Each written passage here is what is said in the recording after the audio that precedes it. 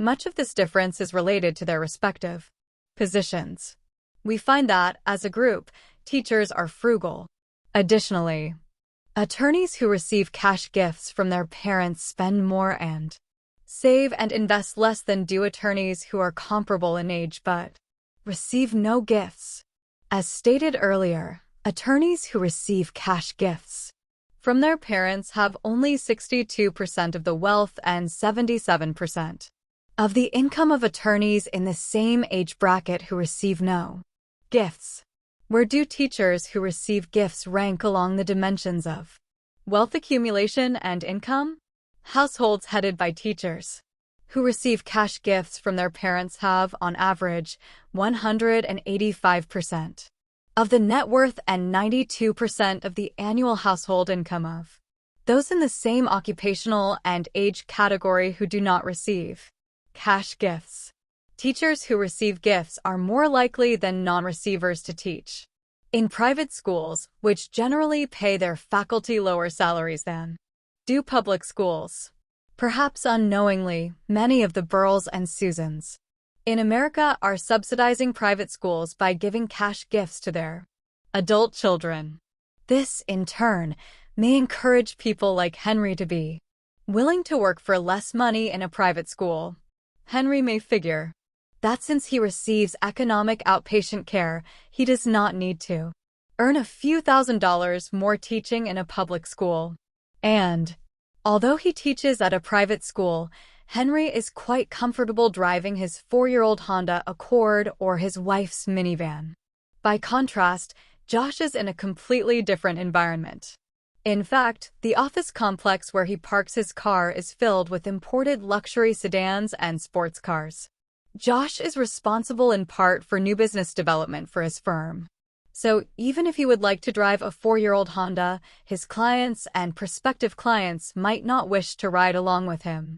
They might get the wrong impression. Josh and his wife have 3 late-model automobiles. These include a 7 Series BMW and a 7-passenger Volvo, both leased, and a Toyota Supra. His consumption habits regarding motor vehicles are similar to those of other consumers who have significantly higher incomes. Josh spends 3 times more on average than Henry for motor vehicles. Josh also spends nearly twice as much as Henry in mortgage payments. Josh lives in a larger, more luxurious home in a so-called prestigious subdivision. Henry lives in a much more modest home in a middle-class neighborhood. Henry's neighbors are teachers, middlemen, eggers, civil servants, and store managers. Henry and his family blend in nicely in this neighborhood. The consumption habits they display are very middle class. This is true even though Henry's household has 4 to 5 times more accumulated wealth than its typical neighbor. What about Josh's neighborhood? His primary residence, he also has a timeshare in ski country, is in an upscale neighborhood.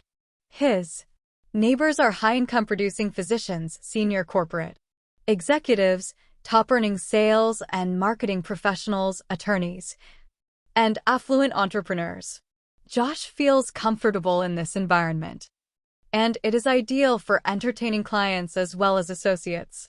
But there is something Josh does not realize. Although his income is in the 3rd quartile compared with that of his neighbors, he is near the bottom in terms of his household net worth. Josh and his family are playing the role of those with 2, 3, and even more times the net worth they have. Josh, you are not alone. At least 1 in 5 households in your neighborhood is playing the same role. They too are on outpatient care.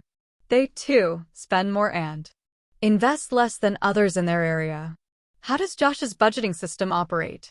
How does it accommodate his propensity to spend?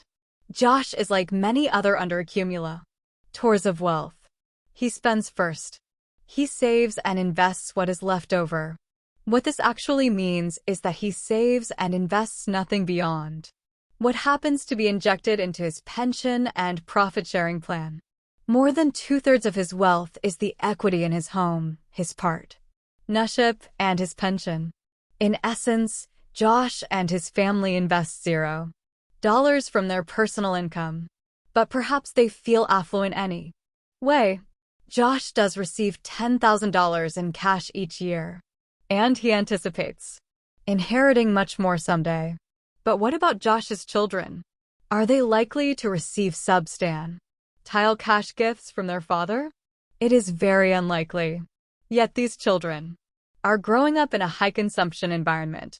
They will likely attempt to imitate their father's consumption behavior. This is a difficult act to follow, especially without the help of substantial outpatient care. Henry's children, in contrast, may be surprised to learn that their father has accumulated a small fortune. Henry and his wife have never overextended themselves.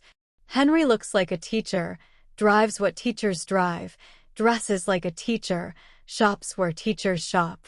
He has none of the designer artifacts his brother owns. Henry has no pool, no sauna, no hot tub, no sailboat, no country club membership.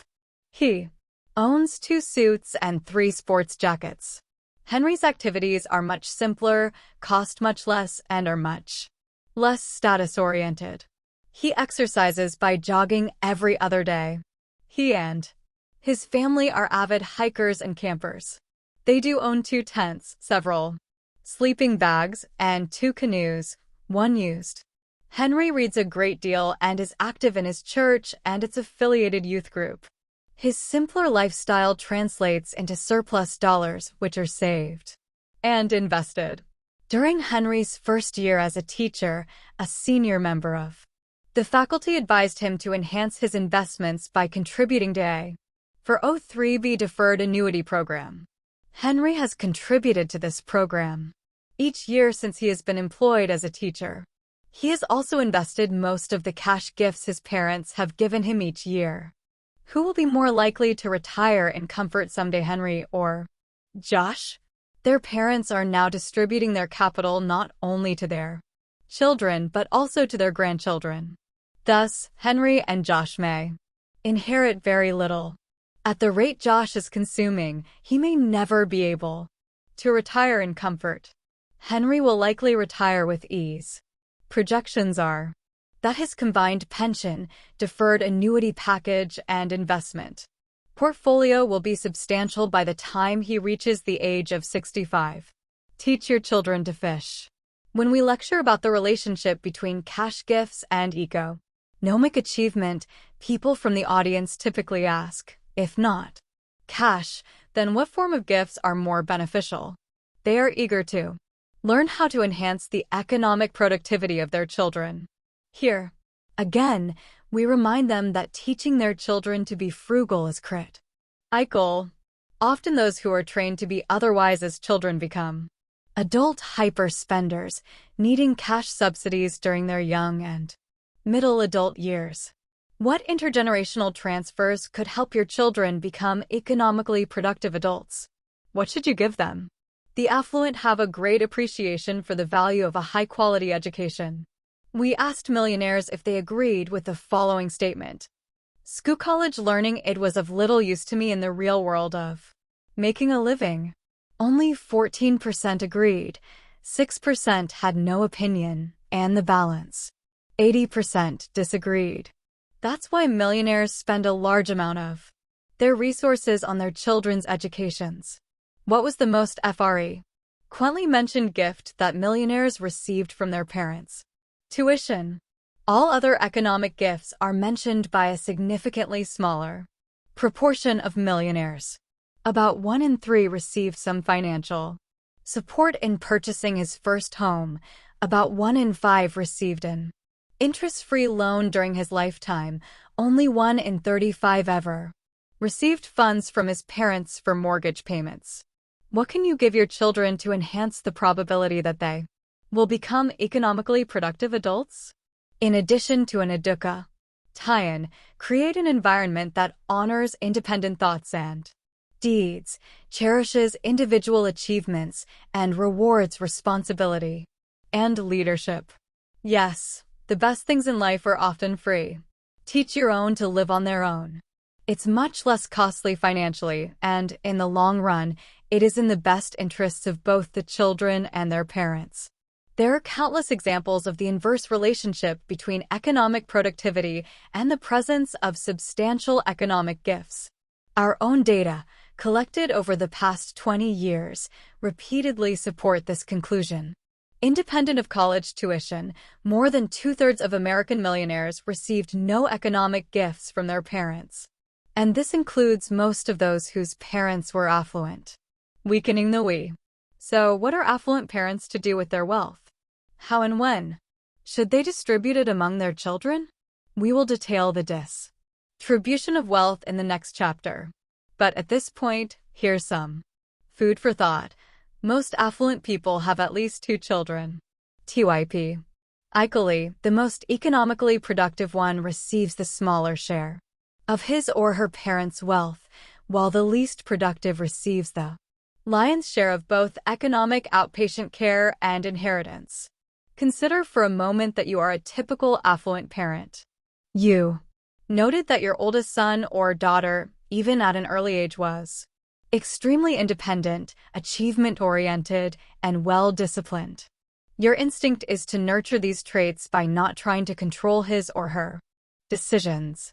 Instead, you spend more time helping your less resourceful child make decisions, or you actually make decisions for him. With what result? You strengthen the strong child and weaken the weak. Suppose you have a 10-year-old child who goes in for a physical checkup. The examining physician tells you that your son or daughter is underweight and underdeveloped. How would you respond to this evaluation? You pooled find ways to improve your child's physical health. You would likely encourage your child to exercise, take vitamins, lift weights, and perhaps play sports. Most parents would attack such a problem proactively. Wouldn't you find it odd if the parent took the opposite course? How would you respond if the parent encouraged his child to eat less and exercise less?